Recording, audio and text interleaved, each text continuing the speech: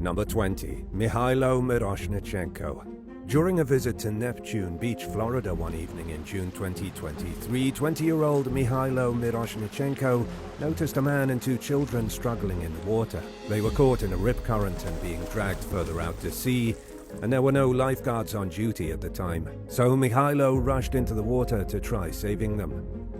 According to a police report, he made it out to the family and pushed one of the kids toward their dad. The three swimmers eventually made their way to safety, but Mikhailo got caught in the riptide. After seeing the young man lying on his back in the water and then vanishing from sight, the father, who just narrowly avoided drowning himself, dialed 911.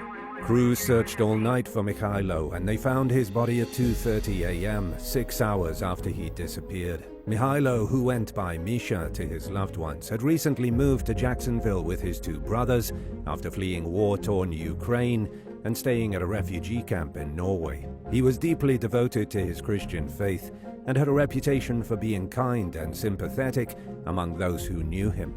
His parents and several younger siblings were still in Norway when he drowned, leaving his brothers with the grim task of telling them that he'd passed away. Eric Polite, the father who was saved from the water with his two kids, gave a touching eulogy at the young man's funeral.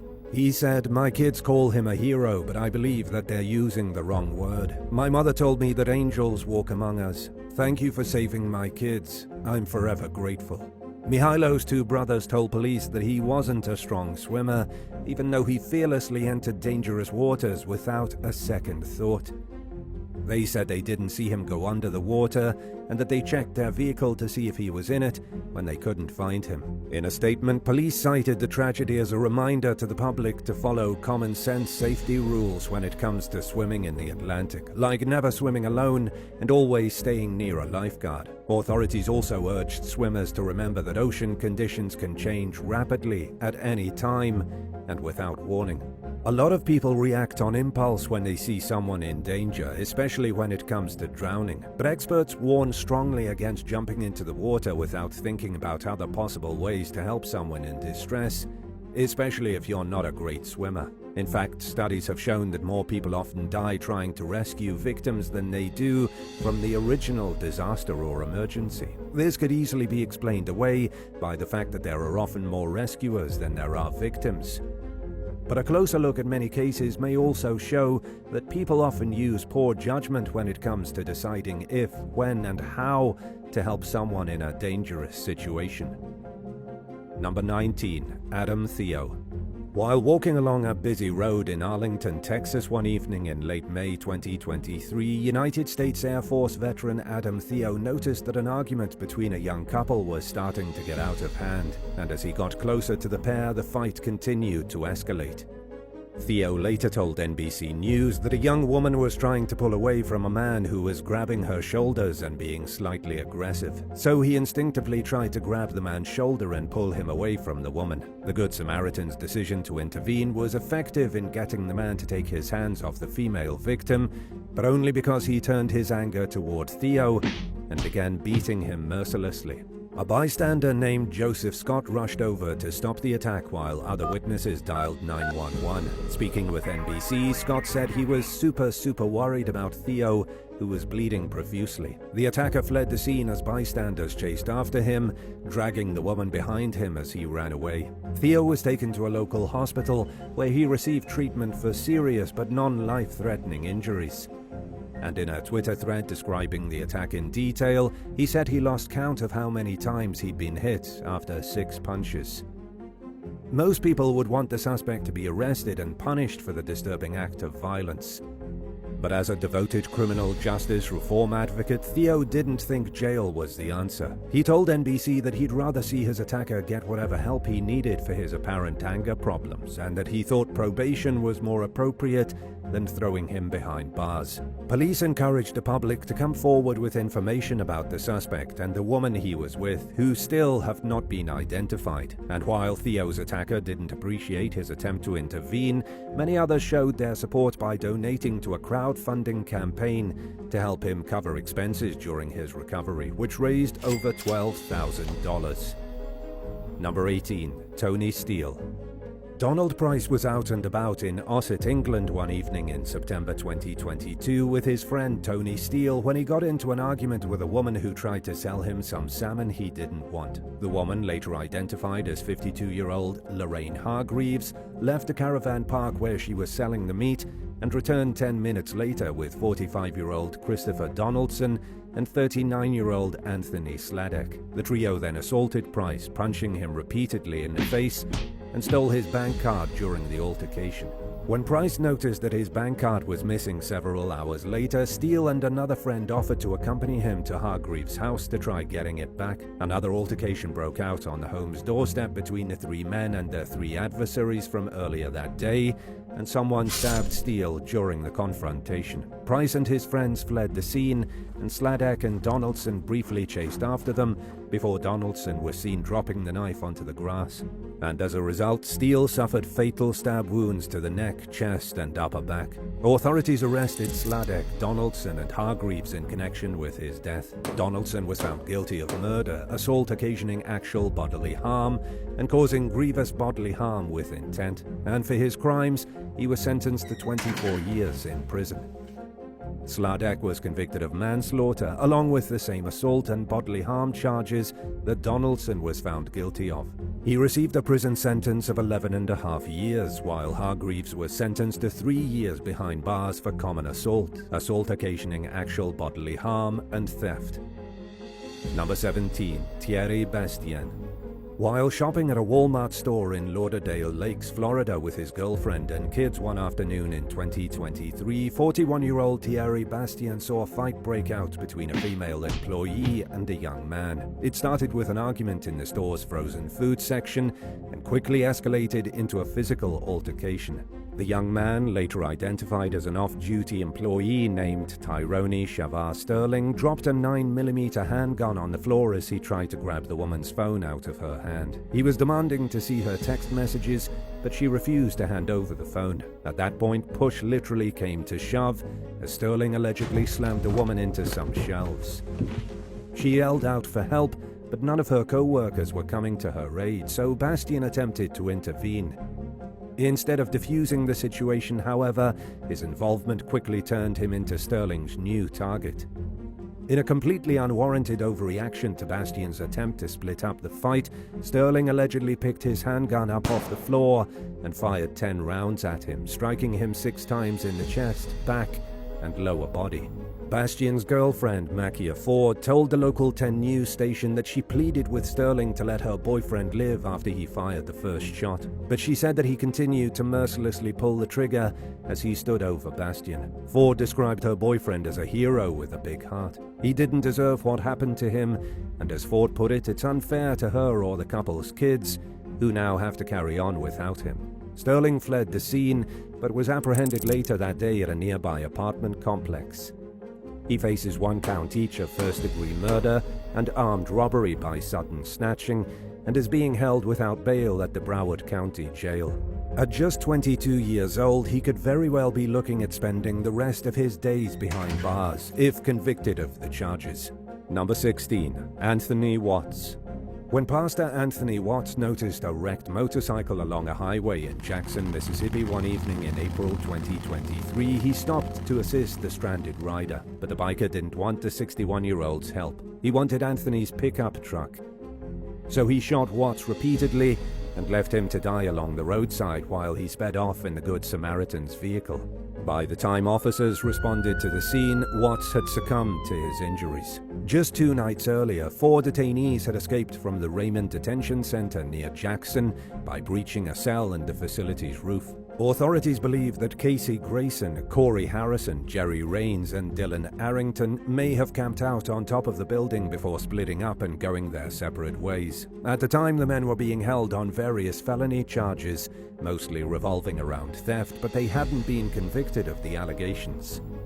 Investigators from the Hinds County Sheriff's Office suspected that the man who killed Watt may have been one of the escaped inmates. He reportedly matched the description of 22-year-old Dylan Arrington, who'd been locked up on charges of auto theft and gun possession. It wasn't Arrington's first rodeo with the law.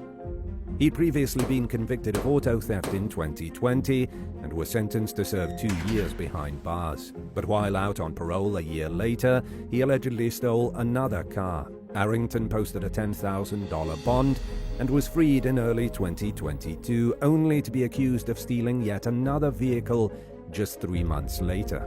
A few weeks after that, investigators found 3 guns in his house and hauled him back to jail, where he remained until his escape in 2023. 2 days after Watt's murder, authorities tracked Arrington down at a home south of Jackson in Leake County. The homeowner had seen him lurking around near the house. And after recognizing Arrington as one of the fugitives, he packed up his family and left. The next morning, the homeowner returned to the property and discovered Arrington inside. Luckily, though, deputies were already in the driveway. Arrington, refusing to face the music, barricaded himself inside the residence. A standoff ensued, and the escaped prisoner set the house on fire after exchanging gunfire with deputies and shooting one of them in the leg. Thankfully, the deputy survived and was transported to the hospital in a stable condition. Authorities waited for the fire to burn out before entering the destroyed home and finding Arrington's charred remains. Although his death meant that he'd never face justice in the court of law for his actions, law enforcement officials seemed glad that Arrington would never shoot another cop, kill another innocent civilian, or terrorize an entire community ever again. The remaining 3 escaped victims were all recaptured within a week of Arrington's death and were sent right back to jail. Number 15. An unappreciated helping hand. While walking along a street in Knoxville, Tennessee one afternoon in August 2022, Thomas Martin was approached by a homeless man who asked for money to buy food. Martin offered to buy a meal for the man, who was later identified as John Bass, and the two proceeded toward a nearby McDonald's restaurant. As they were walking, Bass allegedly struck Miller across the face with a pipe and stole $35 from him. He ran off, and responding officers arrived to find Miller suffering from several severe cuts on his face. They tracked Bass down at a nearby KFC restaurant, where they noticed blood on his hands, and they arrested him on suspicion of aggravated robbery. Just weeks later, a university student's attempt to buy food for a homeless person in the neighboring state of Georgia went wrong in a much different way. Joe Ortega was picking up a DoorDash order at a Popeyes restaurant in Atlanta when she noticed a hungry-looking man outside. She offered to buy him food, but when she tried to purchase some chicken for him at the drive-thru, an employee refused to take the order. Ortega took her phone out and began recording the conversation as she asked the worker why she wasn't allowed to purchase food for the man. An employee who noticed they were being recorded made a remark about how they didn't care that they were being filmed and shut the drive-thru window as Ortega asked for their name. The kind young woman was in utter disbelief over the situation, but she was even more blown away when the police showed up. In a series of TikTok videos about the incident, Ortega said that she was scared she was going to be arrested. Atlanta police confirmed to Fox 5 Atlanta that they responded to a call about a woman who allegedly refused to leave the Popeyes drive-thru. But Ortega didn't break any laws, so no arrests were made. In fact, Ortega claimed that a responding officer pulled her aside and commended her for her generosity. She said the cop thanked her for buying food for someone in need. The homeless man, whose name is Jazz, could be seen holding a Popeyes cup in a follow-up video, so thankfully it appears as though he got something to eat after all. But Ortega's kindness didn't stop there. She started an online fundraiser to help Jazz replace his broken tent, and if possible, to perhaps get him into a more permanent housing arrangement. On the page, she described the incident outside Popeyes, writing, "Oftentimes homeless people are treated like stray animals. If you feed them, they're going to keep coming back." But Ortega said, "I believe that people deserve to be treated like people." The campaign has raised over $4,000 so far, which undoubtedly has gone a long way to improving Jazz's situation, but donations are still being collected for the cause. Number 14. Kenneth Vineyard. 48-year-old single father Kenneth Vineyard and his fiancée Marcy Beatty were at a Walmart store in Monica, Pennsylvania in November 2022 when they witnessed a shooting in the parking lot. Vineyard rushed over to the victim and rendered aid until paramedics arrived. Off-duty Center Township police officer John Hawk approached Vineyard and allegedly ordered him to step away from the victim.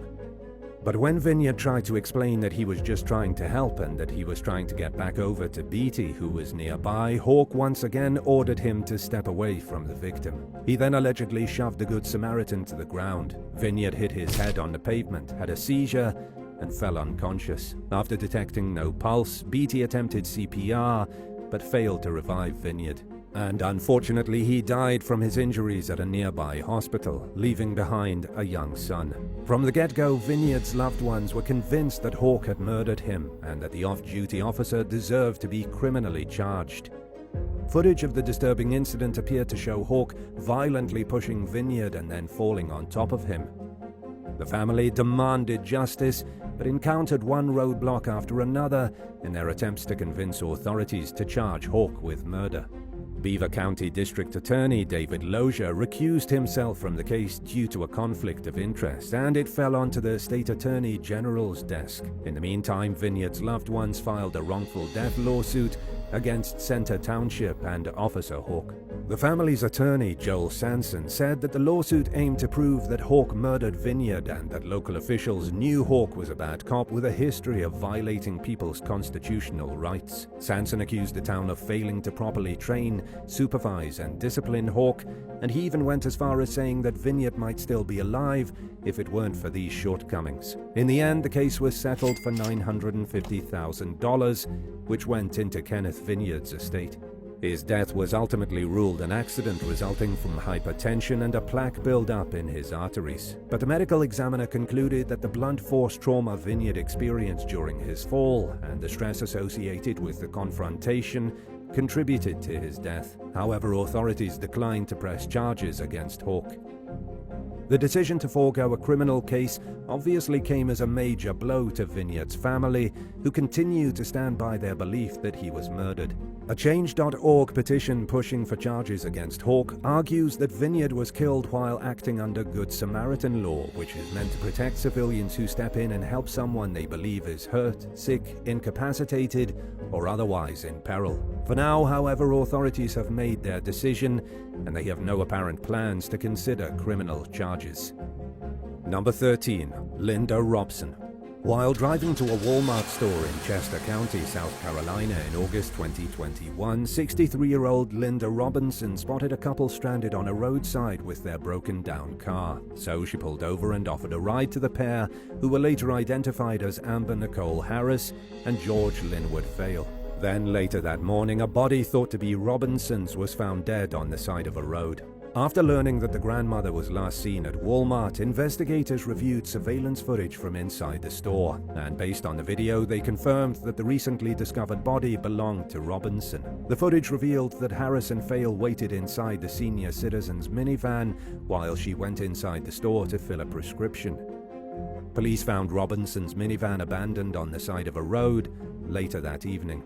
According to detectives, Harris and Fail asked Robinson to drive them to a specific road where Fail beat her to death. The couple then allegedly discarded her body like trash and drove off in her minivan. Chester County Sheriff Max Dorsey said that Robinson helped a lot of people before she crossed paths with the wrong two and paid for it with her life. He spoke of the suspects in less favorable terms, describing Fail as a known meth user who'd been in and out of jail at least 6 times. Amber Nicole Harris had an even lengthier rap sheet, which included 36 prison stints. And at the time of Robinson's murder, the pair were both out on bond after being arrested on drug charges just weeks earlier. Sheriff Dorsey said that he believed they were both high on meth when they allegedly killed Robinson. The couple were arrested the day after the homicide, and thankfully, they've been behind bars at the Chester County Jail ever since while awaiting trial. Harris stands accused of murder, carjacking, and probation violation. She requested bond early on in the case but was denied, then requested it again in March 2023. During a hearing on the matter, Robinson's husband of 44 years, Vernon Robinson, and her daughter spoke about why they thought Harris needed to remain behind bars. Prosecutors also argued their case, describing Harris as a flight risk and a danger to the community, and in the end, the judge denied the bond request. Fail faces 1 count each of murder, carjacking, and a 3rd charge for throwing bodily fluids on a cop, prison employee, or visitor. At this point, Linda's loved ones have been waiting for 2 years for the defendants to go to trial, and they're ready to get it over with. As the cases continue to drag their heels through the court system, the family is getting increasingly frustrated. During an interview with local station WSOC-TV, Vernon urged people to keep a protective watch over their family. He'd admittedly just learned the hard way that people often think something as horrific as a murder of a loved one could never happen in their family, when it's entirely possible. Number 12. Alan Geddes. During an evening out in Aberdeen, Scotland in 2019, 56-year-old Alan Geddes met a 33-year-old man named Stuart Quinn, who'd just been released from prison that day and had nowhere to stay. Geddes offered to pay for a hotel room for Quinn, but the hotel was fully booked, so he invited Quinn to spend the night at his home. Early the next morning, Geddes was discovered dead at the bottom of his staircase with more than 40 stab wounds to his body. Quinn was found at the scene with the knife in his hand and admitted to being the killer. He was charged and ultimately convicted of Geddes' murder and was sentenced to a minimum of 18 years in prison. After investigating the disturbing case, Scotland's Mental Welfare Commission released a damning report revealing multiple systemic shortcomings that contributed to Geddes' death. According to the findings, Quinn had a troubling psychiatric history, which included 4 hospitalizations throughout 2018. And during that time, he was diagnosed with drug-induced psychosis. He also apparently suffered from paranoid delusions. On one occasion, Quinn was involuntarily detained under the country's Mental Health Act after entering his neighbor's flat with a screwdriver in his hand. Even his family members expressed concerns about his behavior, but psychiatrists concluded that he didn't have a mental illness and released him. Quinn spent most of 2019 in jail. He was released in September after spending more than 4 months behind bars, with a comprehensive support plan in place to hopefully prevent him from any more run-ins with the law. But unfortunately, he almost immediately reoffended and was taken back to jail. He was unexpectedly released again in December, this time with no living arrangement or other supportive resources in place. Simply put, Quinn was dumped back onto the street and left to his own devices, despite his obvious need for close supervision and mental health treatment. Within hours of his release, Quinn was using cocaine and on the fast track to his next violent offense. The Mental Welfare Commission's report concluded that even though having a support plan in place failed to stop Quinn from reoffending after his September release, it may have prevented Geddes' death following his subsequent release 3 months later. In the words of Parliament member Douglas Lumsden, Geddes died because he stepped in where others had failed, including the country's prison aftercare system.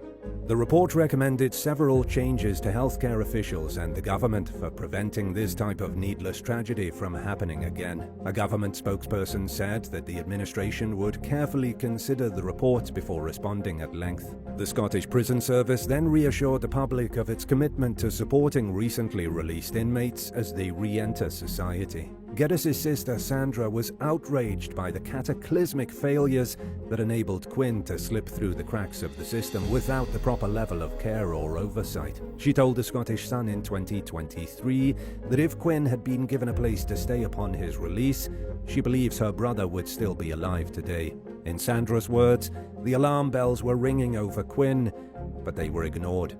She doesn't want anyone else to go through the pain her family has experienced and has become a vocal advocate for improved regulations and guidelines for keeping violent and high-risk individuals locked up until they're truly safe to live among the public. Number 11. Tiffany Dawn Kelly. One afternoon in September 2018, a young couple approached a 29-year-old wife and mother named Tiffany Kelly outside a Dollar General store in Huntsville, Alabama, and asked her for a ride across town. She agreed, but said that she needed to stop at her house nearby to grab her ID and pick up her husband before taking the pair to their destination.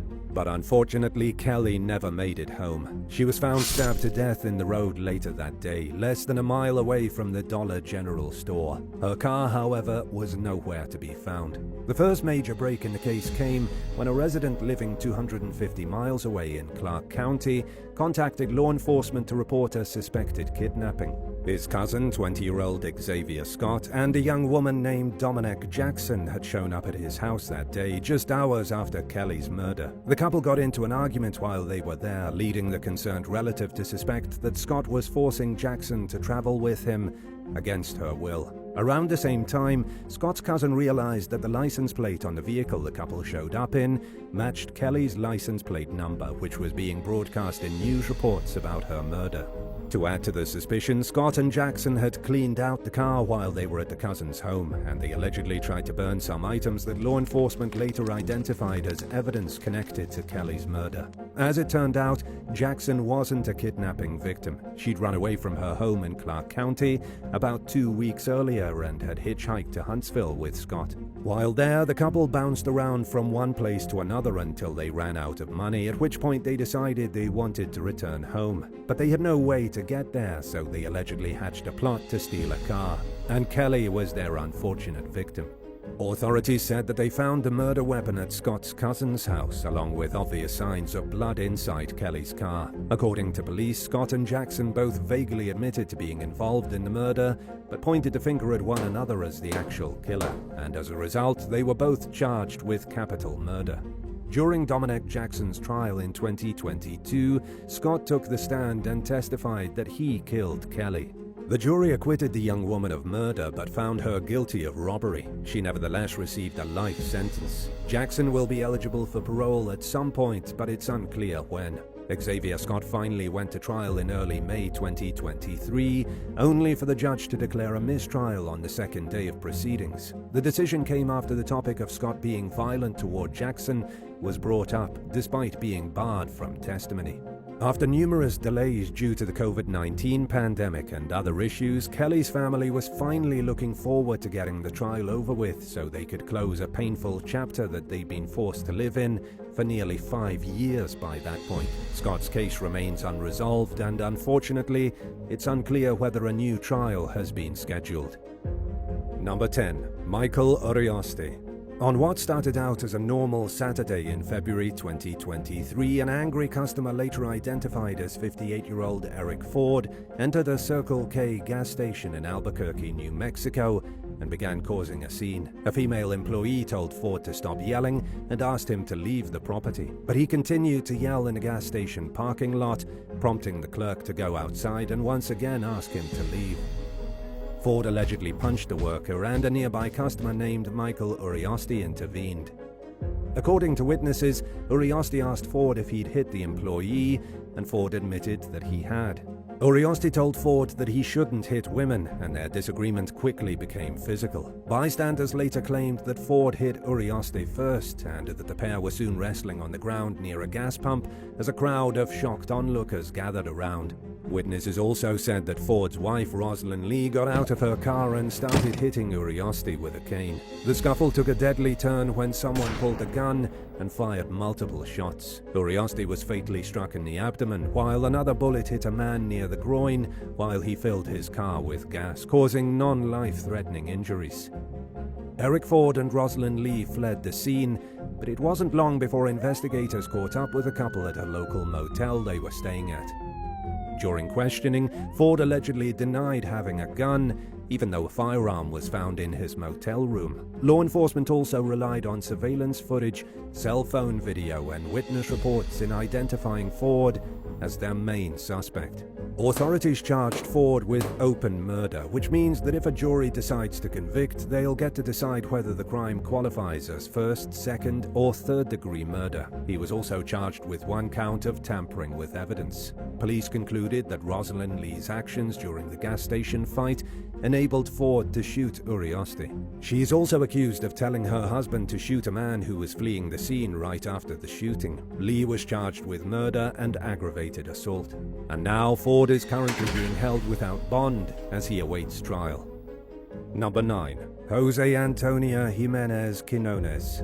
After getting into a fender bender with his mother's car in August of 2022, 22-year-old Marco Jimenez called his father, 52-year-old Jose Jimenez Quinones, and they fixed the vehicle together. Jimenez Quinones didn't help Marco just because he needed it, but because he truly enjoyed helping people. So when he witnessed a car crash during his drive home from work in Gaston County, North Carolina a few days later, it was only natural for him to pull over and see if anyone needed help. In what can only be described as a truly undeserved act of senseless violence, someone at the scene pulled a gun and fatally shot the Good Samaritan. Multiple witnesses told 911 dispatchers that they saw two people exiting the disabled vehicle and fleeing on foot. One caller saw two men run from the scene and get into a minivan. Although it's unclear whether they were the same two men, the other callers reported seeing.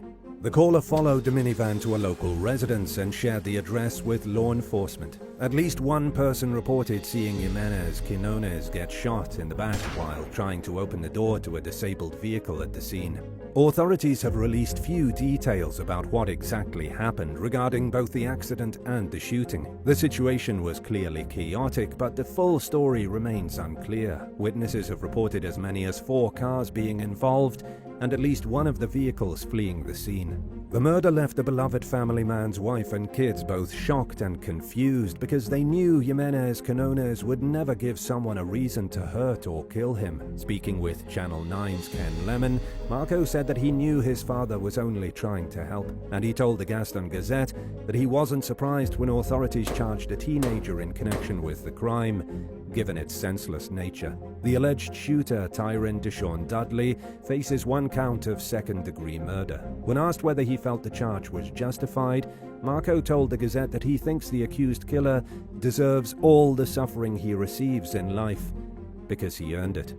But for now, Dudley remains innocent under the eyes of the law, and the case is ongoing. Number 8. Javier Leiva.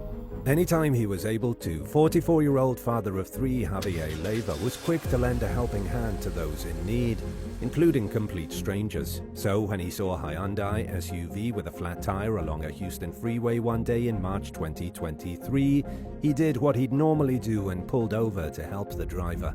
As Leiva approached the motorist to ask if they wanted him to change their tire, an unknown vehicle rear-ended a Toyota Corolla, which crashed into the Hyundai, Leiva's pickup truck, and the Good Samaritan himself. The unidentified vehicle fled the scene, and Leiva died from his injuries. Speaking with Click 2 Houston after the tragedy, the victim's daughter, Jessica, described her father as kind and selfless.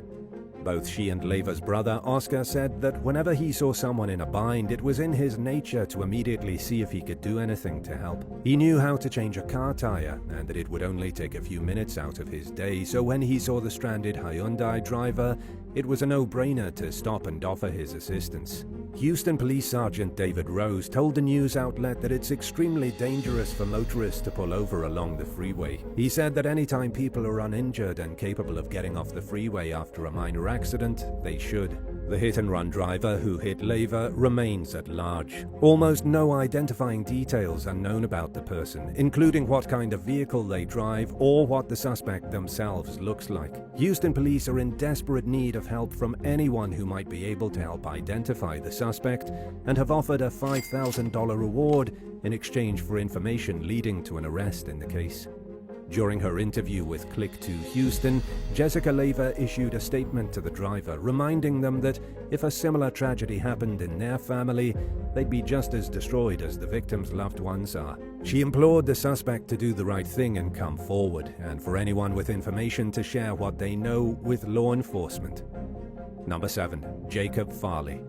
During a Friday night swim with some friends in Missouri's Elk River in 2019, 21-year-old Madison Capps got swept away by a hydraulic current that kept pulling her underwater near a dam, and all she had to help her stay above the surface was a small float. A 26-year-old stranger named Jacob Farley, who was passing through on a float tour with another group, saw the young woman struggling and dove into the water to try rescuing her. But he also got sucked into the current, trapping them both in the churning waters.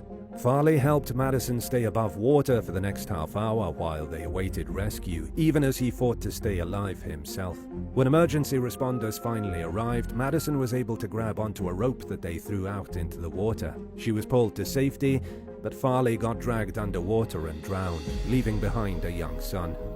Madison told Fox 43 that having Farley there to comfort her and help her fight to stay alive made a difference in her survival. She said she didn't think she'd have made it if he hadn't been there, and she credited him with saving her life. In addition to being grateful, Madison said she felt guilty because Farley wouldn't have gotten stuck himself if she hadn't gotten trapped. And since she never got a chance to know the hero who saved her life, she learned about him from his family and friends, and she made sure they knew that she'd never forget the sacrifice he made. Number 6. James Nichol.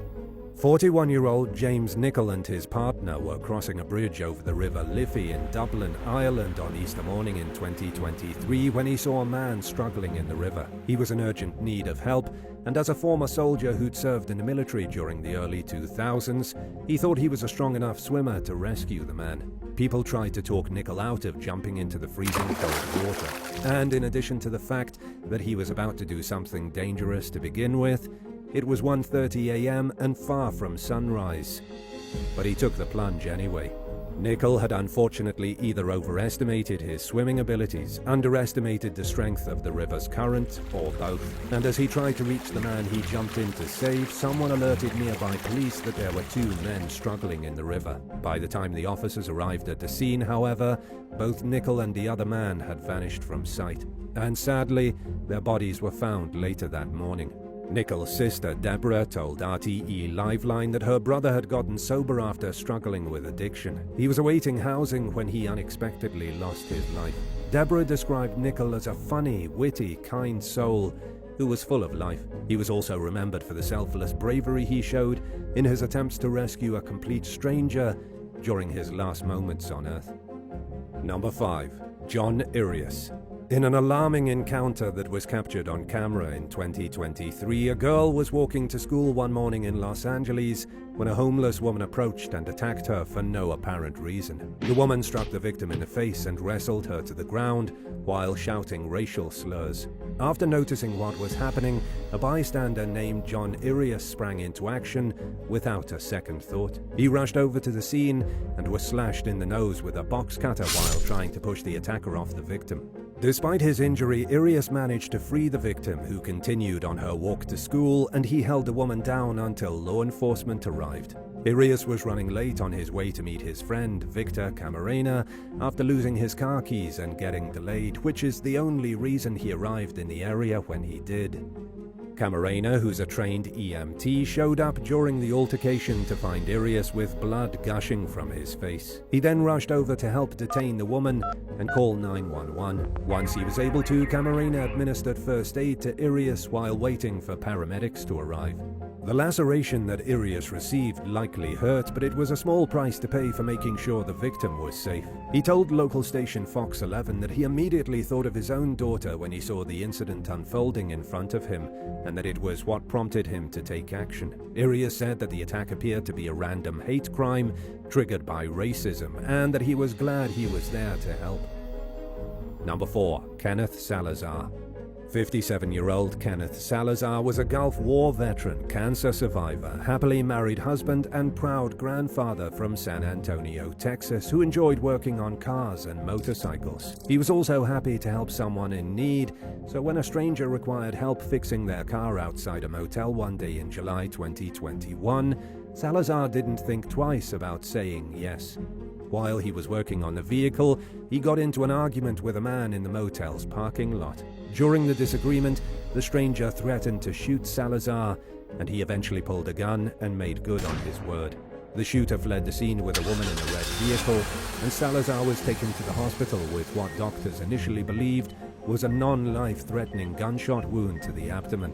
His condition unexpectedly deteriorated over the next 3 days, and sadly, he died from his injuries. Inside one of the motel rooms, investigators found a cell phone and fingerprints belonging to 37-year-old Leopoldo Mora. 2 witnesses and an anonymous tipster implicated Mora in the shooting, and surveillance footage of the crime also put him at the scene. Authorities tracked the suspect down at his apartment and arrested him on suspicion of murder and a parole violation. And in the end, a jury found Mora guilty of Salazar's murder in early 2023 after deliberating for just 1 hour. For his reckless actions, he was sentenced to life in prison with the possibility of parole after 30 years. Number 3. Gary Arellano.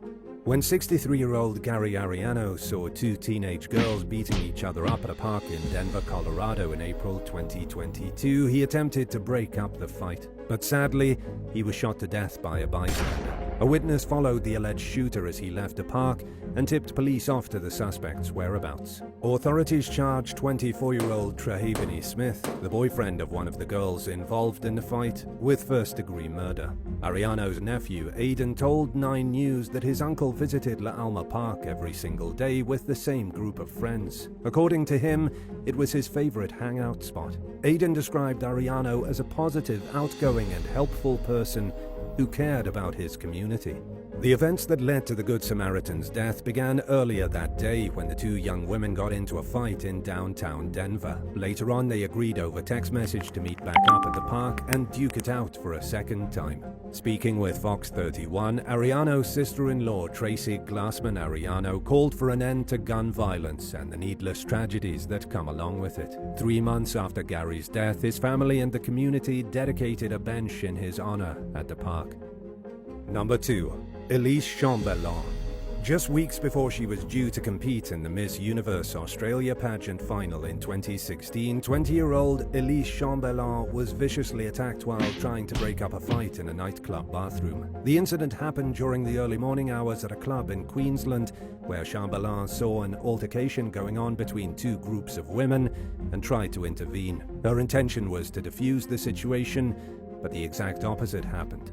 In what Chambellan later described as an unprovoked assault, 4 of the women beat her in the face and head, yanking handfuls of her hair out of her scalp as the trained martial artist tried to defend herself. A man who overheard the fight eventually entered the bathroom and pulled Chambellan away from her attackers. She was taken to the hospital, where she underwent 8 hours of x-rays to see if her bones were injured. Luckily, nothing was broken, but the young woman suffered from multiple painful and visible injuries, including black eyes, a busted lip, whiplash, a mild concussion, and multiple soft spots and sores on her head where she'd been beaten. She also had bald spots where chunks of her hair had been ripped out. In a social media post, Chambellan said that she was angry and disgusted by her attackers' behavior, wondering, is this a type of society we have become? She further questioned, do we not all yet understand that this is how people die? And how many more young lives with huge potential and so many loved ones will be lost to this horrendous behavior? Chambellan may have lost a physical fight, but she administered one verbal jab after another, describing her attackers and people like them as having a pathetic, spineless, entitled attitude. She vowed to remain vocal about the matter and said that she refused to sweep it under the rug or stand by and watch as innocent people fall victim to senseless acts of violence. Number 1. Casey Rivera. While driving his children home from school in Rocklin, California in May 2023, 41-year-old father of 2, Casey Rivera, spotted a family of ducks trying to cross a busy intersection. Worried for their safety, he parked his car and went to guide the ducks across. Rivera had just finished shooing them to the other side of the road and was on his way back to his car when a vehicle appeared out of nowhere and slammed into him, and he died at the scene despite paramedics' best efforts to save him. The teenage driver who hit him remained at the crash site while authorities investigated the incident. It was a sad situation from every angle, according to community member Diane Meyerson, who shared her thoughts with local station KXTV. A man was killed while performing an act of kindness, and 2 lives were ruined. On a fundraising page to help the surviving family members with expenses, Rivera's aunt Tracy described how his final compassionate act in the world was a true reflection of the kind of person he was. A witness told local station KCRA3 that bystanders were clapping as Rivera shepherded the mother duck and her ducklings across the road before the heartwarming moment turned tragic. According to the most recent updates on the case, the investigation into the heartbreaking accident is ongoing. A Placer County Sheriff spokesperson told NBC News that the young driver who struck Rivara was cooperating with authorities and likely won't face criminal charges.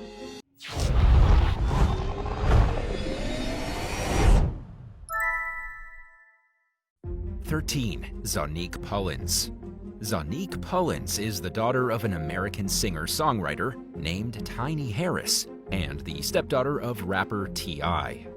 While passing through security one day at Hartsfield-Jackson International Airport in Atlanta one day back in 2020, an X-ray machine picked up a handgun the young woman had in her purse. According to a police report, Pullins had a .38 Ruger semi-automatic pistol. She told TSA agents that she had a gun permit for the weapon, but she allegedly didn't have it on her at the time. Authorities took Pullins into custody on suspicion of carrying a weapon through security and booked her into the Clayton County Jail. She bonded out while dealing with the case. Speaking with People magazine after the arrest, Pullins acknowledged how irresponsible her actions were, but insisted that she had simply made an honest mistake and meant no harm. Luckily, she managed to avoid any jail time, but she was required to abide by certain unspecified conditions in order to get the charges dropped. The judge imposed a $500 fine and 60 hours of community service, and ordered Pullins to go to a gun law training class. 12. Brittany Howard. In early 2017, a 24-year-old mother from Alvin, Texas, named Brittany Howard, got a call from her mom saying that her dad was acting strangely. So Brittany went over to her parents' house, where she discovered her dad in a severely distressed mental state. The worst part about the situation was that he had a gun on him. While trying to intervene, the gun accidentally went off, and Brittany was shot right in the face. She miraculously survived the incident, but faced a long and complicated road toward recovery. Within just 3 weeks after her injury, Brittany underwent the first 3 of at least 6 surgeries she needed. She had a metal plate placed in her forehead after the bullet became lodged 3 centimeters into her frontal lobe, as well as a skin graft put on her nose. Throughout everything, Brittany maintained a positive outlook on life despite her injuries. She told ABC 13 that she harbored no bad feelings toward her father, and that she would prefer to heal from her physical scars than from the emotional pain she would have experienced if she had lost her dad. After the accident, her dad's outlook on life changed entirely, and he no longer found himself in the dark place he was in the day his daughter was shot. Despite Brittany's willingness to forgive her dad and move on, the district attorney charged him with aggravated assault with a weapon of a family member. For the family, it only added on to the struggles they were already dealing with and trying to heal from. While the outcome of her father's criminal case is currently unclear, hopefully Brittany and her loved ones have worked past it and are entering a new chapter of their lives. 11. Derek Boyd. 34-year-old Sandra Boyd was shot in the chest and killed during her birthday celebration with family at their house in Dublin, Ireland during early 2022. She was still clinging to life when Gardaí, Irish police, got there, but soon gave in to her injuries. People at the scene told responding officers that a gunman had entered the home, shot Sandra, and left quickly. The next day, an attorney representing Sandra's 28-year-old brother, Derek Boyd, called investigators and said that his client would give them a statement upon his release from the psychiatric ward. As it turned out, Derek had started fearing for his family's safety in the few weeks leading up to Sandra's party. It all started when he apparently approached a local gangster to ask why his nephew had been assaulted. Instead of resolving the matter right then and there, the disagreement persisted, and the gang member allegedly started threatening to hurt Derek and the rest of his family. In a bid to protect his loved ones, the young man got his hands on an illegal semi-automatic handgun. He was afraid to go outside with it, so when another one of his sisters was leaving Sandra's birthday party, Derek kept the gun in his pocket while he walked her outside. After coming back in, he went to pull the weapon's slide back to eject the bullet in the chamber, but his finger slipped, causing him to accidentally pull the trigger instead. Sandra collapsed, and Derek fell beside her in complete shock, apologizing and begging those around him to help his beloved sister. Someone allegedly told him to run that night, so he did. At which point, the family told authorities the story about an unknown gunman being responsible. When Derek came clean about his role in the shooting, he said he couldn't reveal who he got the gun from because it would put other family members in danger. Derek pleaded guilty to manslaughter, along with unlawful possession of a semi-automatic pistol and ammunition. The court recognized that he was truly sorry and that it was a complicated and strange case. In fact, Derek was left broken by Sandra's death. He wrote in a letter to the court that he regretted obtaining a gun, describing it as the worst mistake he'd ever made. His mother, Teresa Boyd, begged the judge to release her son from prison. She said that Derek would relive the nightmare of Sandra's death every day for the rest of his life, and that the tragedy had already shattered the family. The judge acknowledged that Derek was sorry and that he'll have to live life knowing that he killed his sister, which some might argue is punishment enough. In deciding what to do, the court also considered how Derek's family had forgiven him for the shooting and wanted him to come back home. For these reasons, the judge was willing to show some leniency. But she also thought it was important to consider the seriousness of Derek's decision to take the law into his own hands by getting an illegal gun that he didn't really know how to use. All things considered, he was sentenced to 2 concurrent prison terms, with all but 2 years suspended. It was less than the typical minimum sentence of 5 years, but was still enough of a punishment to stop history from repeating itself in the future. 10. Clint Bowyer. On June 5, 2022, former NASCAR driver Clint Bowyer was driving home from the Cup Series race at Gateway when he suddenly struck a woman on an exit ramp in Osage Beach, Missouri. He called 911 and stayed at the scene while he waited for officers to arrive. When authorities got to the scene, he helped them find the victim, who was identified as 47-year-old Mary Jane Simmons. Emergency responders failed to revive her, and she was sadly pronounced dead at the scene. All signs pointed towards Simmons' death being an accidental tragedy. Bowyer had not a single drop of alcohol in his system, showed no signs of being intoxicated, and worked with the authorities. Among Simmons' possessions, police discovered a bag holding a crystalline substance thought to be meth. After questioning someone at a campground nearby, they learned that she had consumed alcohol and used meth earlier that day, and that she may have been under the influence of drugs at the time of her accident. Although Bowyer was cleared of any wrongdoing, accidentally killing a person is a heavy emotional burden to live with. In a statement, the former pro racer extended his condolences to Simmons' loved ones and asked for privacy as he tried to move forward from the tragedy. Many people who unintentionally take another person's life experience an interesting and unique type of guilt, along with other trauma as they try to forgive themselves for something that wasn't necessarily their fault. 9. Pub workers poison patron. During the summer of 2007, 39-year-old Fran Nickel and her partner were drinking at a bar near Dundee, Scotland, when she took a sip of what was supposed to be a fizzy rum drink and immediately felt an excruciating burning sensation in her mouth, throat, and organs. An employee mistook a bottle of caustic pipe cleaning solution, sodium hydroxide, as the apple juice that went into Fran's drink. The potentially deadly substance had somehow ended up in a juice bottle inside the bar's fridge, and the staff member who prepared the drink didn't take a close enough look to realize. Fran immediately collapsed to the floor in agonizing pain and struggled to breathe. She was rushed to the hospital in critical condition, where doctors realized that her throat was swollen and covered in blisters to the point that it almost closed up. While medical personnel fought as hard as they could to save Fran's life, police shut down the pub and investigated the incident. The business reopened a few days later, and nobody was ever charged. All the employees denied putting the cleaner into a juice container, or ever putting the juice container in the fridge. The injuries were severe, leaving Fran unable to chew, eat, or swallow, as she endured multiple surgeries to repair the damage done to her throat. She lost an alarming amount of weight. For a while, she was placed on a feeding tube because she simply had no other choice. She slowly regained her ability to ingest food, but it took quite a long time. At one point, Fran even became so emaciated that her family started to worry that she'd starve to death. A year after the disturbing mix-up, nobody had been held responsible for the mistake that almost cost Fran her life. She told the Scottish Daily Record that she didn't think anyone poisoned her on purpose, and that she wasn't out for blood by any means.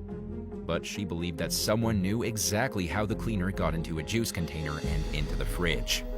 At the very least, she believed the pub seriously violated health and safety laws and should have been punished. Fran hired a lawyer in hopes of getting to the bottom of the mystery about what led up to the poisoning, but it's unclear whether she got the answers she was looking for.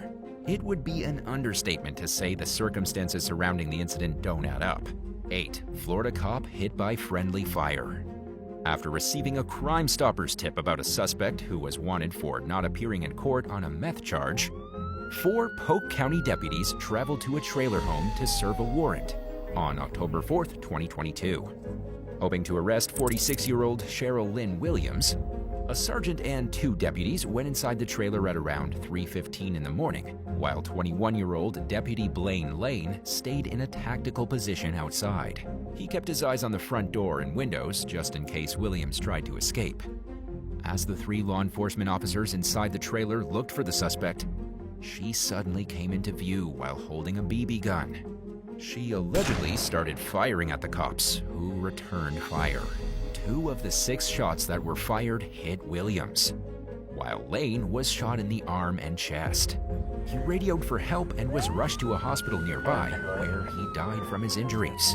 An investigation found Lane was actually struck by a bullet from one of his fellow deputies' guns.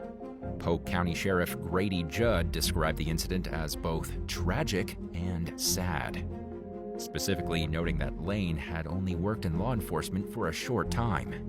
He entered the police academy back in 2021 and joined the sheriff's department officially in January 2022, less than 10 months before his death. Williams survived her gunshot wounds, and although Lane was killed thanks to friendly fire, the woman can be held liable for his death according to Florida law. Williams was charged with 13 felonies, including second-degree murder of a law enforcement officer, 3 counts of aggravated assault on a law enforcement officer, 3 counts of being a felon in possession of a firearm, 3 counts of resisting arrest, 2 counts of being a convicted felon in possession of ammunition, and 1 count of methamphetamine possession.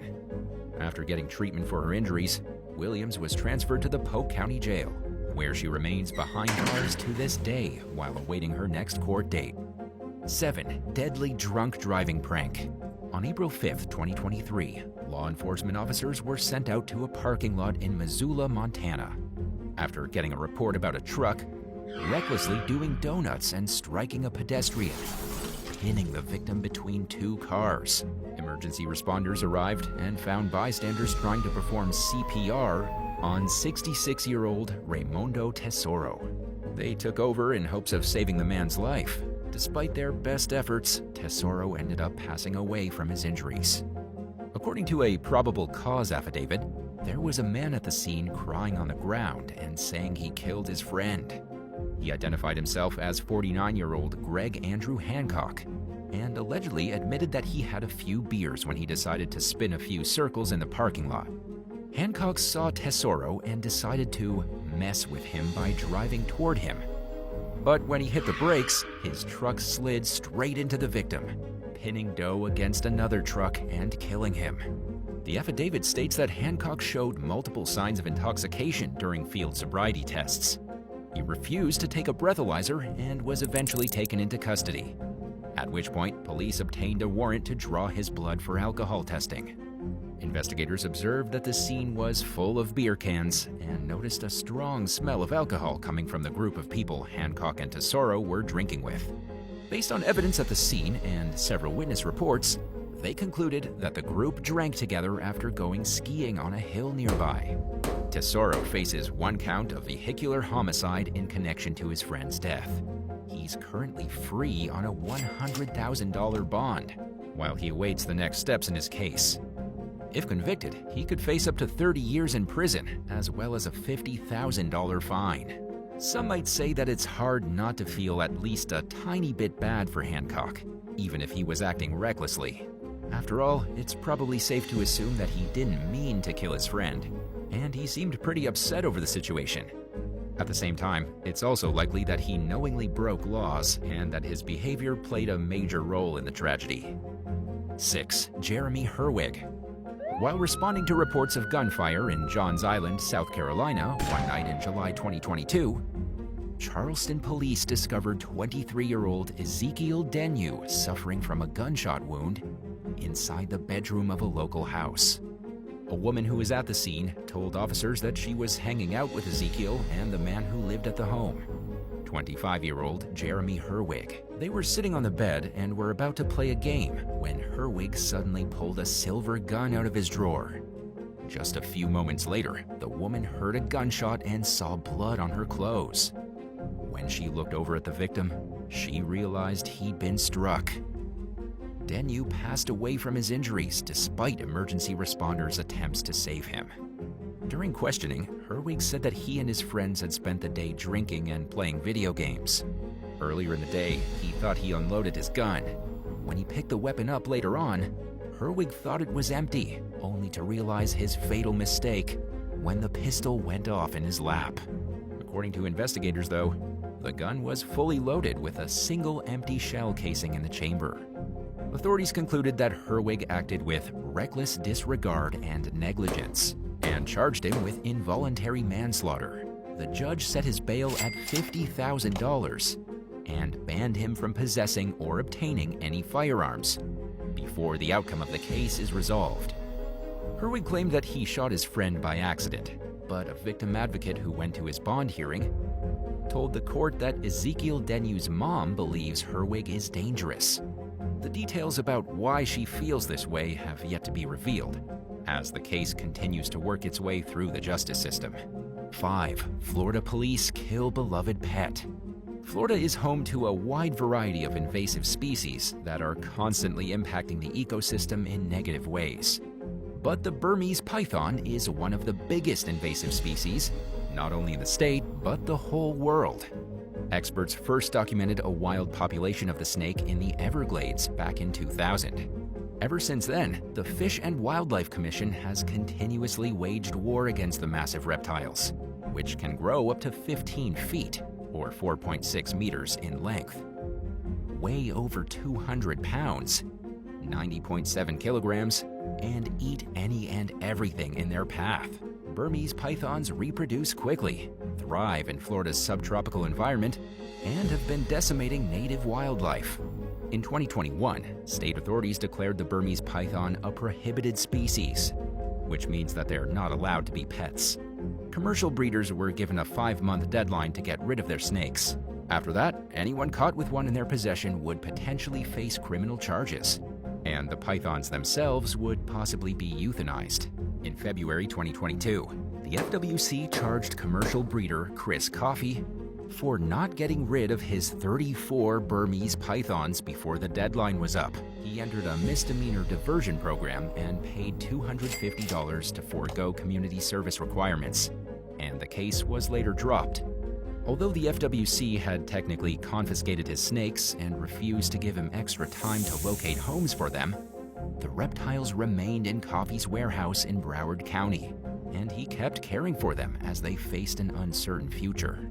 While responding to an unrelated report near the warehouse in April 2023, FWC officers offered to euthanize Coffey's remaining 34 Burmese pythons for him. He later told USA Today that he initially agreed to the offer, but when he saw how the officers were using a bolt gun to shoot the snakes in the head, he could no longer watch. So he decided to leave the room. Coffey also claimed that he told the officers not to kill his pet boa constrictor, which is not a prohibited species, but that they failed to listen to his request. Footage posted to YouTube by the United States Association of Reptile Keepers seemed to show 2 wildlife officers with shocked looks on their faces after realizing they'd accidentally killed the boa constrictor Big Shirl, who was pregnant with 32 babies at the time. In the background, Coffey could be heard yelling, "Oh my God, why?" Someone said it was a mistake, and Coffey yelled back, "How? I reminded you 10 times."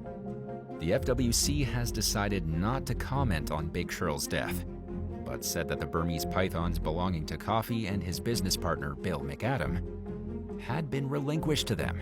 In the meantime, Coffey, McAdam, and other reptile enthusiasts have asked that the FWC be held responsible for what some are calling a severe overreach of authority.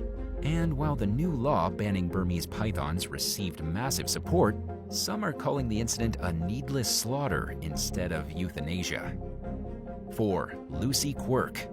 In October 2021, 38-year-old Lucy Quirk spent a night out drinking in Chesterfield, England with her boyfriend John Wright to celebrate his upcoming 28th birthday. After spending a few hours at a pub, Quirk drove Wright home. Surveillance footage showed Quirk's car sitting idly in the road as Wright got out of the vehicle and walked right in front of it. He either fell or was knocked over, and unfortunately, Quirk failed to notice him, driving straight over his head, mistaking it for a traffic cone. It wasn't until she saw her boyfriend laying in the middle of the road with catastrophic head injuries that she realized something terrible had happened. Quirk screamed out for help, yelling that Wright was dead. According to at least one nearby witness, she claimed that her boyfriend had somehow thrown himself in front of her car. Wright was immediately rushed to the hospital with a fractured skull, fractured ribs, and a lacerated liver. He passed away from his injuries. Meanwhile, police gave a breathalyzer test to Quirk, who blew almost twice the legal limit. During questioning, she reportedly said that she planned to leave her car at the bar, but the plans changed while she was intoxicated. Quirk said she didn't see Wright walk around the front of her car, and that she thought she had run over a cone that he threw at the vehicle. Quirk pleaded guilty to causing death by careless driving and was sentenced to 15 months in prison. 3. Tyler Wayne Pierce. After finishing up their shifts at a call center in Portland, Oregon one night back in 2019, a pair of 30-year-old best friends named Tyler Wayne Pierce and Justin Stewart decided to go bar hopping together. They went home on foot around 2:30 a.m. after a night out drinking and were very intoxicated. As most people know, this is one of the worst times to handle a gun. In fact, many people argue that it's downright dangerous for a person to carry a firearm while drinking at all. But Pierce had a 9mm semi-automatic handgun in his waistband.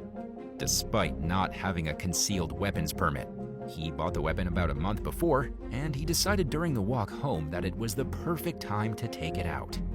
Thinking the pistol was unloaded, Pierce put it up to Stewart's chin and pulled the trigger as a joke. I probably don't have to tell you what happened next.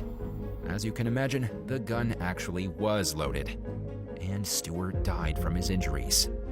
The horrifying tragedy was captured on surveillance footage from a nearby home.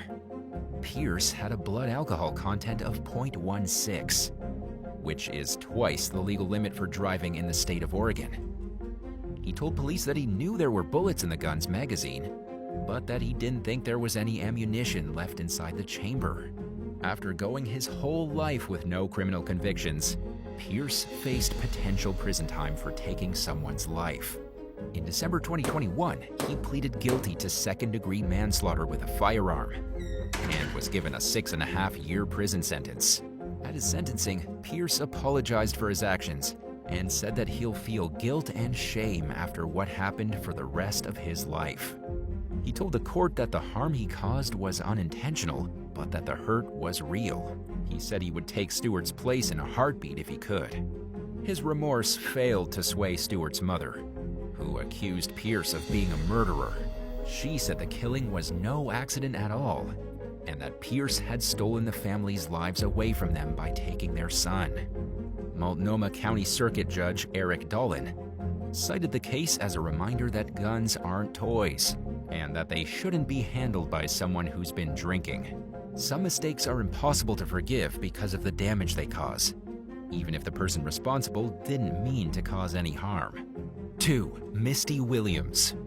During the morning one day in 2008, someone found 23-year-old Jeremy S. Whaley lying motionless in the middle of a street in Bloomington, Indiana. The surprised passerby ran to a neighbor's house and quickly called 911. By the time police got there, around 3:30 in the morning, Whaley was already dead. His injuries were consistent with having been run over by a car. Further investigation revealed that Whaley and his girlfriend, 23-year-old Misty Williams, had gone out drinking earlier that night with a close friend. After going home, they got into a fight, so Whaley left to cool down on a walk. When he failed to come back home, Williams got into her car and drove around the neighborhood looking for him. At some point, she realized she had accidentally run over someone. Instead of sticking around to deal with the situation, she instead decided to flee. Authorities soon caught her and charged her with operating a vehicle while intoxicated, resulting in death, and leaving the scene of an accident. They concluded that Whaley had most likely passed out in the street while drunk, and said that while the investigation was ongoing, they did not have any reason to believe Williams intentionally ran over her boyfriend. Neither Whaley nor Williams had a criminal record, and there was no history of domestic violence between the two. Not everyone was as quick to believe that the incident was a simple mistake. Kathy Rainey, who called 911 for the man who found Whaley, told local news station WTHR that another man showed up at the scene right after the Good Samaritan knocked on her front door. The two men briefly spoke, with one asking if the other ran the victim over, to which he responded, "No, I didn't." One of the men rushed off after saying he was going to get someone else, and he never returned to the scene. While it's unclear how the situation played out later on, the case largely disappeared from the headlines after it was first reported on, suggesting that it was dealt with. 1. Friendly fire in Fallujah. One of the worst cases of friendly fire among United States Marines in recent decades happened in Fallujah, Iraq on April 12, 2004. Someone accidentally fired an 81mm mortar, blowing up a schoolhouse that was temporarily operating as a military base. 2 Marines and an Iraqi interpreter were killed, and 12 others were wounded in the aftermath. It was immediately clear that the deadly blast was a huge mistake. But nobody was ever disciplined, and the truth about what happened was kept secret for years, from the families of the men who died. According to National Public Radio, relatives were initially told that the Marines were killed from enemy fire. They were unaware that an investigation was being carried out or that it concluded 4 months after the explosion. It wasn't until 3 years later that the fallen soldiers' families learned the truth of their loved ones' deaths. And even then, the disaster remained shrouded in mystery. Even some of the survivors still don't know the full truth about what happened. In 2023, a 7-part NPR podcast called Taking Cover shed some unprecedented light on what happened in Fallujah that day. It was released after an investigation that began when NPR Pentagon correspondent Tom Bowman got a tip that the mortar strike was caused by friendly fire, and that it was covered up because a powerful politician's son was involved in the incident. First Lieutenant Duncan D. Hunter is the son of former U.S. Representative Duncan Hunter Sr. At the time of the explosion, Duncan Hunter Jr. was working in the command center that mistakenly approved the launch.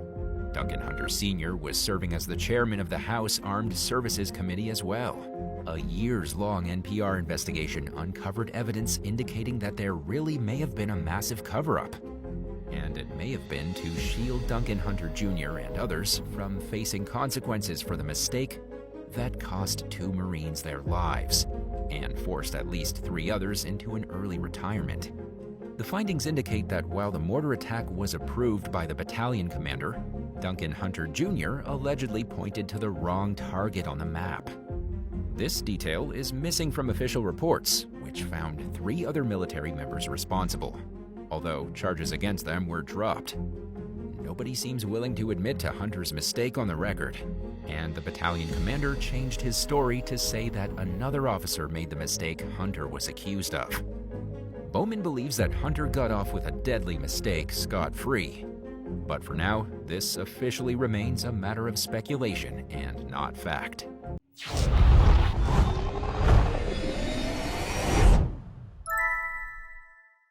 (11) Benjamin Kyle Barber. A woman was at a Circle K convenience store in Ocala, Florida, shortly after midnight in 2020, when a man approached her and said he had something for her. He asked her to follow him, and they proceeded into a wooded area behind the store. Then, according to a sheriff's report, the man pulled a gun out of his pocket and pointed it at the woman's face. Later identified as a 30-year-old homeless man named Benjamin Kyle Barber, he said, "Look what I got. Will you help me get rid of it?" Afraid Barber was going to shoot her in the head, the woman ran out of the woods and back to the convenience store. But a few minutes later, Barber showed up at the store, approached the woman while she was standing outside, and threatened to drag her back into the woods and shoot her in the head. Security footage from the Circle K appeared to corroborate the victim's version of events. At the time, Barber reportedly lived in the woods where he lured unsuspecting women. But after being found at a home nearby the next day, he told a Marion County deputy that someone had given him the gun for self-protection, but said he wasn't supposed to have it because he's a felon. He admitted to being at the convenience store with the woman the night before, but denied pointing the gun at anyone or threatening anyone with it. Barber claimed that he only asked the victim to go to a nearby retention pond and discard the gun there, which he ended up doing himself. The deputy found the gun next to a guardrail at the retention pond, and Barber was taken into custody on several charges. And state prison records show that he served 1 year and 8 months in prison for assault with a weapon and being a felon in possession of a concealed gun. 10. India Chip Chase. Leaving a nightclub in Northampton, England in early 2016, 20-year-old India Chip Chase crossed paths with 52-year-old Edward Tenniswood. At the time, it was late at night, and India was highly intoxicated after drinking 6 Jaeger bombs. Just a few minutes earlier, she'd been seen slumped over at the bar. The bouncer got her a cab, but she jumped out of the vehicle after getting into a disagreement with the driver. Tenniswood then approached India and offered to help her get home safely. So they got into a taxi together, but India never made it home as Tenniswood had promised. Bystanders later told investigators that based on the way Tenniswood talked to India, they thought the two knew each other. Nothing seemed amiss about their interaction, so nobody saw a reason to intervene. The last person to see India alive other than Tenniswood was a neighbor who saw him helping the young woman across the street.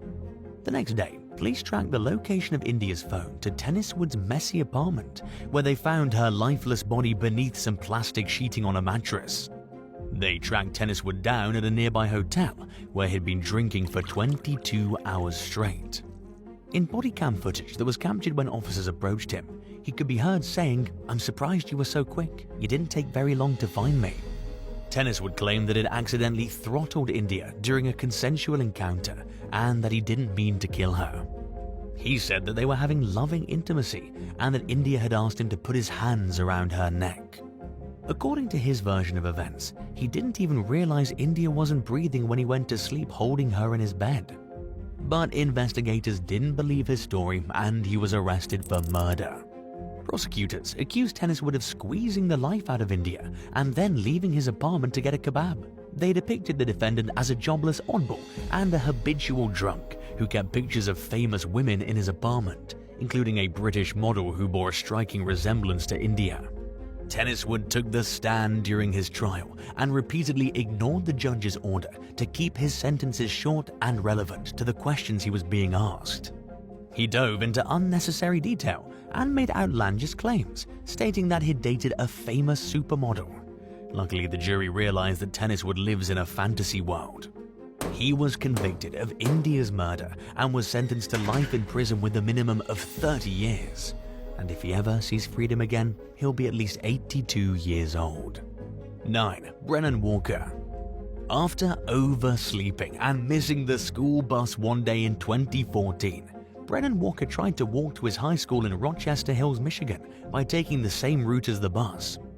But he got lost and didn't have a cell phone to navigate with, so he knocked on a stranger's door in hopes that they could point him in the right direction. A woman answered the door and allegedly asked Walker why he was trying to break into her house. Walker tried explaining that he was just lost and seeking directions, but the woman kept yelling at him. Speaking with local station WJBK after the incident, Walker said that a man came down the stairs of the home and grabbed a shotgun. and as he ran away from the residence he heard a gunshot.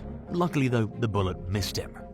Walker continued running until he found a place to hide, and he stayed there until the police found him a little while later. The woman at the home had dialed 911 and told the dispatcher that her husband had chased after a black male during an attempted break-in. Deputies went to the residence where they identified the man who confronted Walker as a 53-year-old retired firefighter named Jeffrey Ziegler. And surveillance footage from the home appeared to corroborate Walker's version of events. The teen's mother, Lisa Wright, told WJBK that she didn't want to believe the incident was racially motivated, but after seeing the video, she was convinced that it was. Ziegler was arrested on assault with intent to murder and felony firearm charges. And he was convicted on both counts, receiving 2 consecutive 2-year prison terms as a result.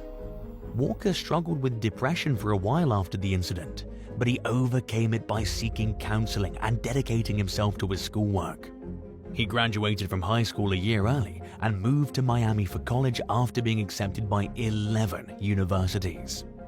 Speaking with Fox 2 Detroit, the young man said he wanted to get away from the familiarity of living in a place where he knew a lot of people. Walker said that he wanted to start over in a new place, surrounded by new people. 8. Ari Gershman. On the morning of July 3, 2020, 45-year-old doctor from California named Ari Gershman and his teenage son Jack took their new Jeep Wrangler off-roading in Tahoe National Forest. They got lost though while driving down an unfamiliar dirt road and stopped to ask the driver in the vehicle behind them for directions. But instead of helping, the driver pulled a gun and fired at Ari, killing him at the scene. 2 bystanders were also shot and survived their injuries. Terrified for his life, Jack ran off into the woods and began searching for higher ground in hopes of catching a cell phone signal so he could call for help. In the meantime, Ari's wife Paige became worried because her husband had stopped answering her text messages. So she sent Jack a text message asking where Ari was and if they were okay. By the time Jack finally got to a place with cell service, his phone was almost dead. He responded to his mother's text with 2 video clips, revealing that his dad had been shot and that he was now lost in the woods alone. Jack said that he didn't think he was going to survive and said goodbye to his mother for what he thought was the last time. Then he managed to call 911 right before his phone died, giving him no choice but to wait and hope that help would arrive soon. Emergency responders finally located and rescued Jack 30 hours after Ari's murder. Detectives identified the suspect as 40-year-old John Thomas Conway, who lived about 100 miles from the crime scene. He had numerous warrants out for his arrest and was on Butte County's most wanted list for vandalism, battery, and making terroristic threats. Police captured Conway after he sped through a checkpoint and tried to run over 2 officers. According to prosecutors, the shooting was completely unprovoked. The case dragged through the court system for the next 3 years, as Conway underwent competency hearings and tried to get the case dismissed. Ultimately, though, he pleaded guilty to second-degree murder, 2 counts of attempted murder, and 2 counts of assault on the fish and wildlife wardens. And according to prison records, he won't become eligible for parole until July of 2040. 7. Renisha McBride. During the early morning hours one day in November 2013, 19-year-old Renisha McBride crashed into a parked car in Detroit, Michigan. A 911 caller reported seeing the driver walk away from the scene, but it did seem like a serious emergency, so police took their time responding to the call. Nobody had arrived at the crash site yet when someone called 911 for a second time 40 minutes later to report that Renisha had returned to the scene. But by the time emergency responders arrived, she'd walked away again.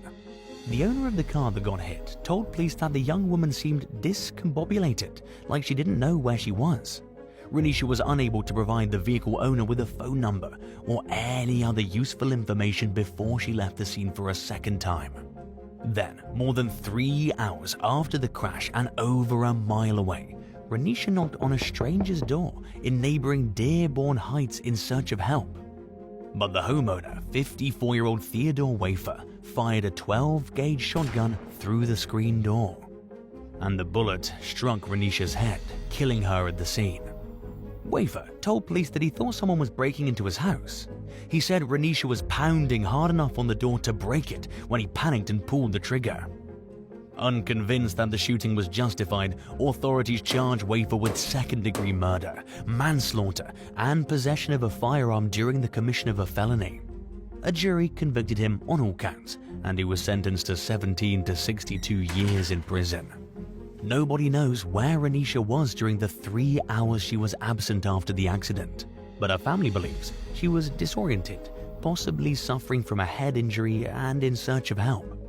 At his sentencing, Wafer apologized to the teen's family, saying that he'll carry the guilt and sorrow over his actions forever. 6. Michael Porter. 44-year-old Michael Porter and his wife Linda were on their way to their grandson's high school football game in October 2008 when they got lost in Moss Point, Mississippi.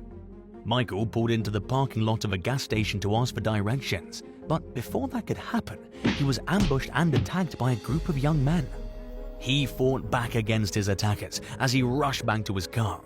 But right as he managed to pull the door shut and started driving away, one of the men shot him in the chest.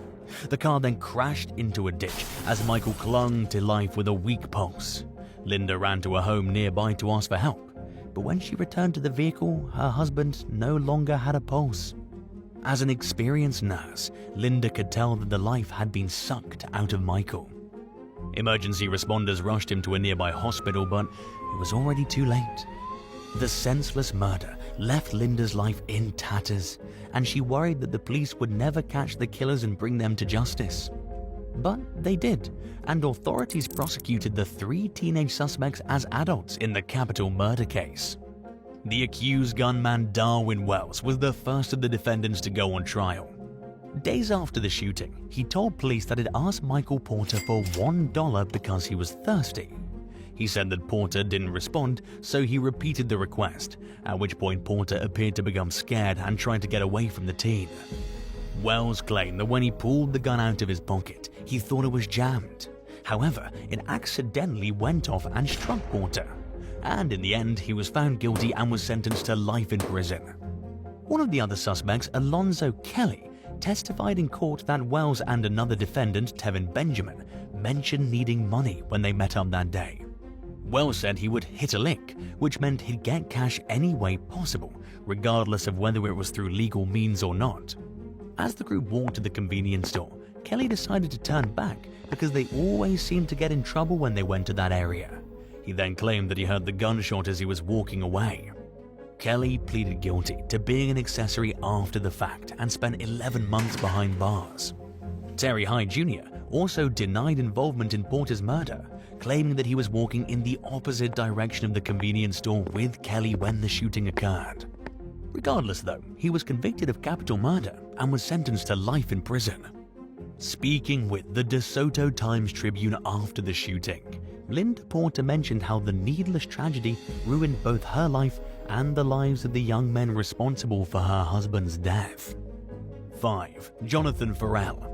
After driving a co-worker home at 2 a.m. one day in September 2013, a 24-year-old former college football player named Jonathan Ferrell lost control of his car and crashed into the edge of a dense forest in Charlotte, North Carolina. Unable to open the door, he climbed out a window and walked to a nearby residence in the Bradley Farms neighborhood to ask for help. A woman who lived at the house initially thought Ferrell was her husband arriving home from work, but when she realized it was a stranger, she panicked and dialed 911.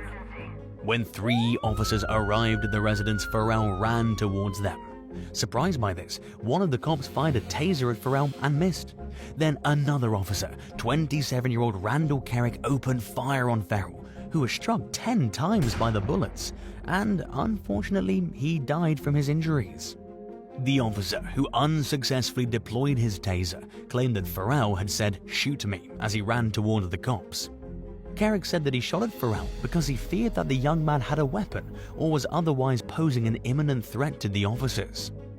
But as it turned out, Ferrell was unarmed, and authorities believe that Kerrick's use of force was unjustified. The officer was then charged with voluntary manslaughter the day after Ferrell's death. In early 2014, a grand jury declined to indict Kerrick on the charge. But a second grand jury chose to indict Carrick, whose case ended in a mistrial due to a hung jury. The state's attorney general decided not to retry the case, and while Carrick's no longer a police officer, he remained a free man. At a time when a disproportionate number of young black men were being killed by cops, people were understandably angry that Carrick walked free. Protesters even took to the streets to demand justice for Farrell, but sadly, it didn't change the outcome of the case. 4. Sean Mullen. In an unprovoked act of violence that left a businessman and father of two completely broken, 49-year-old Sean Mullen asked a group of teens for directions and was brutally beaten and left for dead in September of 2022. The horrifying attack happened at 2:30 a.m. in the English town of Burton-upon-Trent, where Mullen was traveling for work. He'd gone out for dinner and drinks with colleagues that night and was on his way back to his hotel room when he took a wrong turn and got lost. Mullen noticed a group of young people in a parking lot and pulled in to ask for directions. But as he approached the group, he was jumped from behind and taken to the ground with a punch to the face. The attackers beat him until he was unconscious, then sped off in a car. And when Mullen regained consciousness, he called his colleagues who rushed him to a nearby hospital.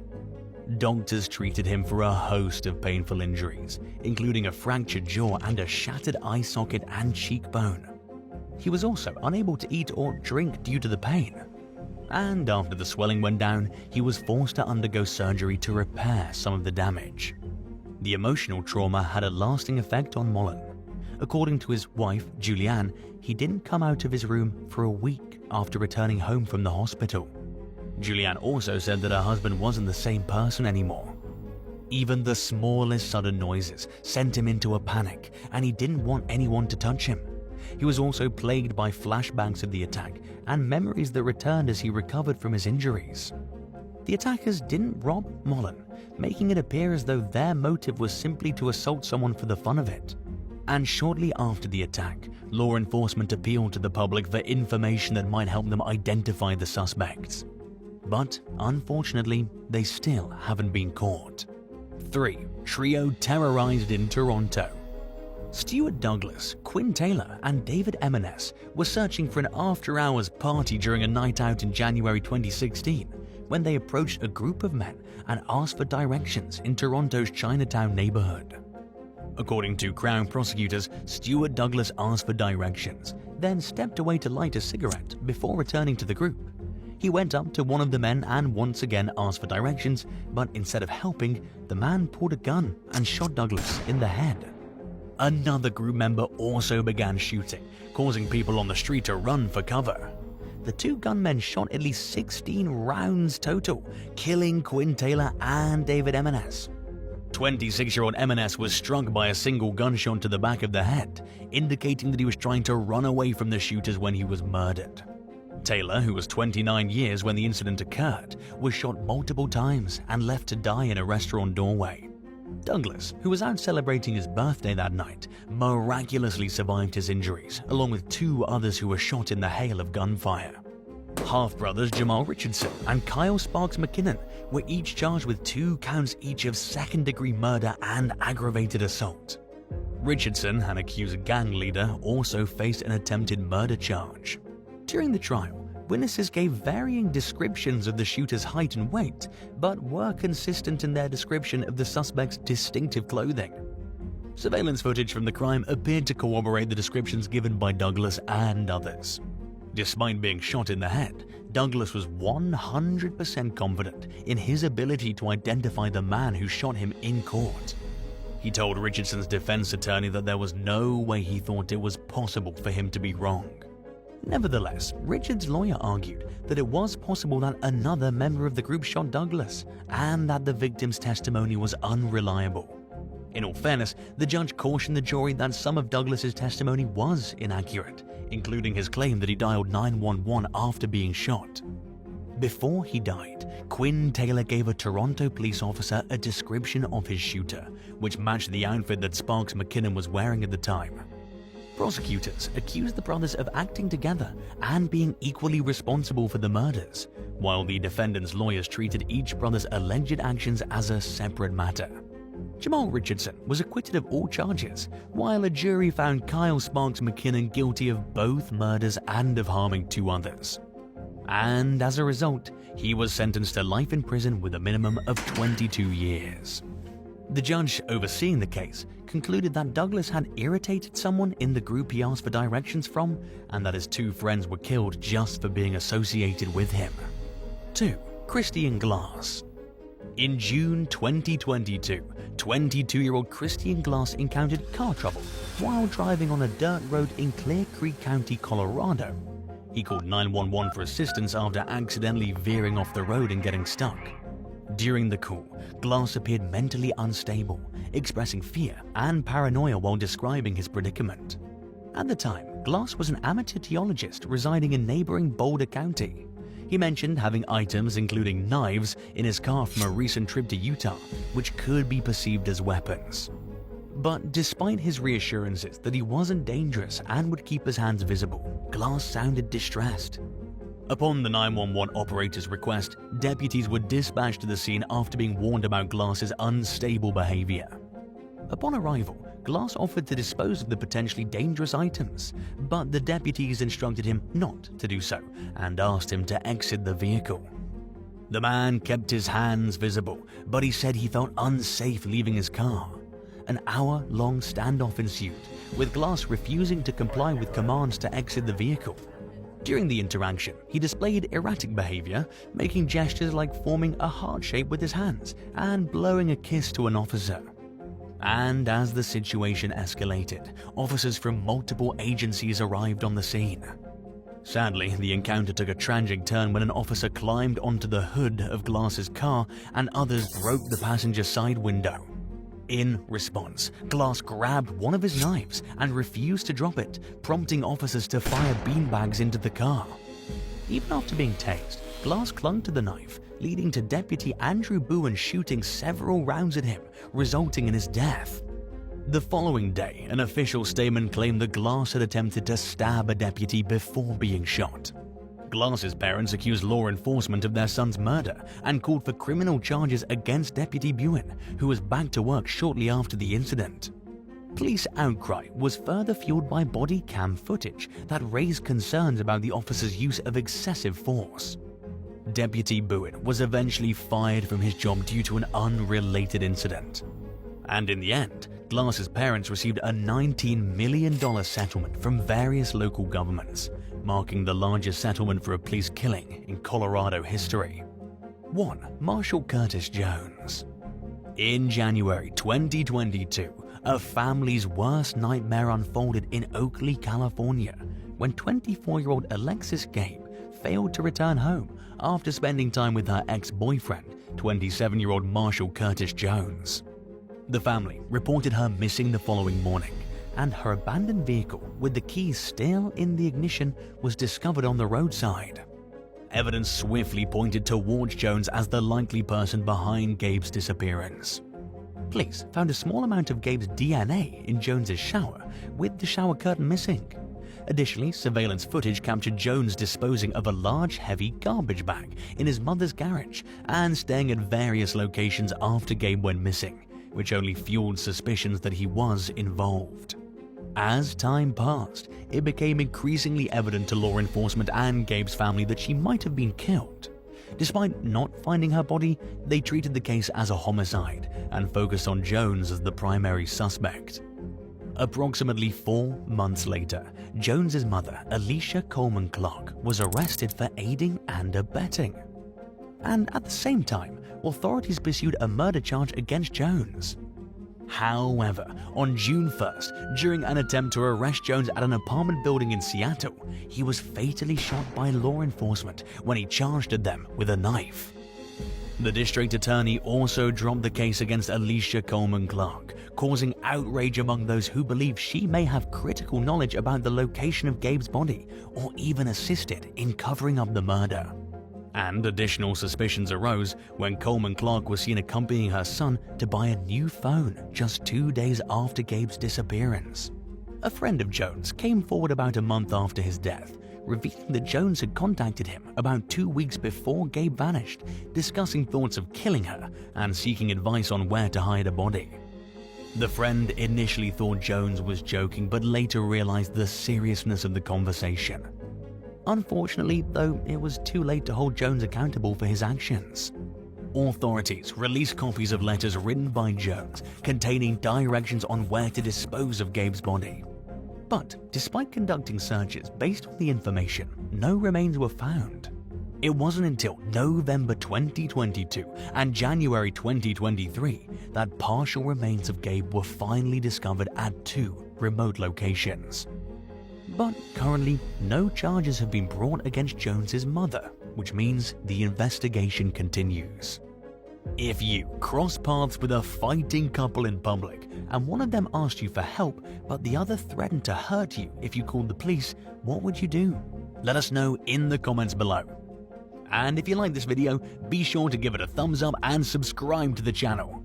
Thank you so much for watching, and we'll see you in the next one. Bye!